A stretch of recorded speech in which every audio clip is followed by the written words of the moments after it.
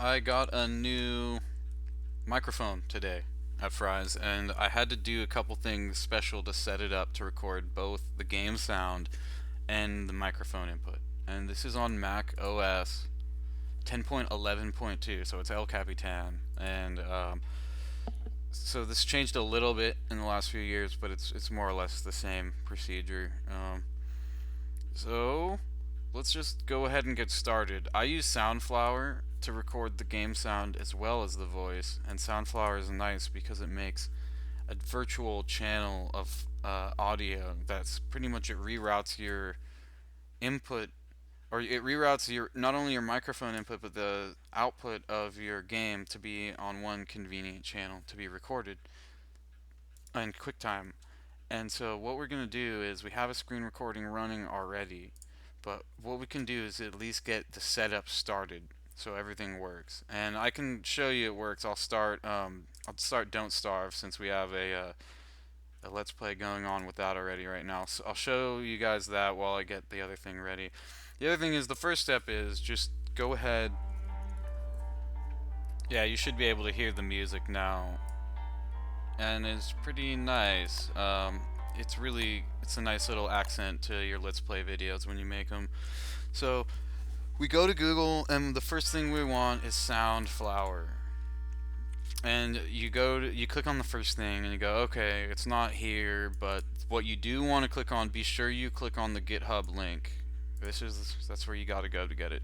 Now we're there. It's the Matt Ingalls Soundflower. Now that you're here, if you're like me and you're running OSX 10.11.2 El Capitan or one of the later OSs, you have to go to click on releases right here. And this is where we'll find that really convenient installer. And that's all right here. We don't need to go through GitHub, and you don't have to learn how to code to set this up. It's not necessary. So then the next step is going to be, once you have your Soundflower downloaded, it's microfile. It'll be done before you know it. You go ahead and you open it like all the other DMGs you have before.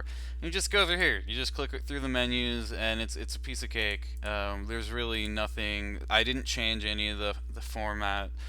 I didn't even change the install directory. I honestly just installed it. It was fine. It worked. So from here, you need to go to audio MIDI setup, and conveniently I have it open. I'm going to close it and show you how I get to it. I just type in audio MIDI, or I think you can just type MIDI even if you wanted to, unless you have a lot of MIDI stuff on your system. So then from there, you have to actually make the aggregate device and the multi-output device. So from here, you click on this plus menu, and we can make a new one. And from here is when we have to actually select, okay, this is like our Logitech USB headset. We also could record the room with the microphone, but there's no real need since we already have the headset.